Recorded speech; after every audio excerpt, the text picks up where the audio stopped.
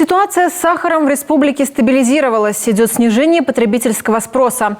Однако цена при этом пока не снижается. Продолжается рост в среднем от 3 до 8%. Об этом на оперативном совещании рассказала исполняющая обязанности министра сельского хозяйства и потребительского рынка Коми Ольга Бабина. Сейчас минимальная цена на сахар 57 рублей в одной из федеральных сетей. В остальных магазинах средняя стоимость около 103 рублей.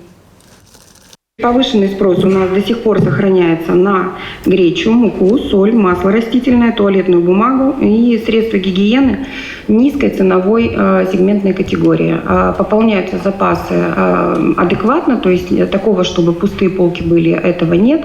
Но, тем не менее, народ достаточно быстро за день раскупает то, что выкладывается на прилавки.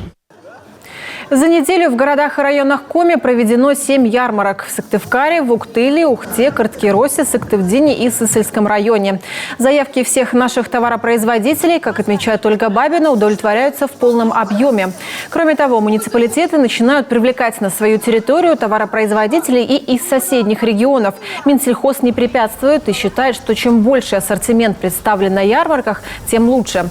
Что же до товаров, производимых на территории Коми, ситуация стабильная. Помощь оказывается.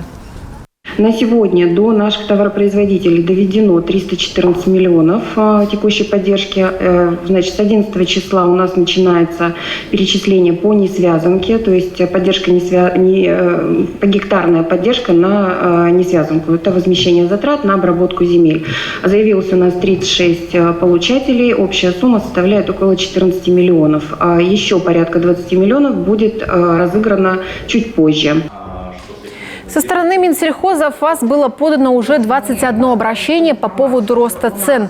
На территории республики в оптовом звене нарушения не были выявлены. Карательных сговоров не обнаружено.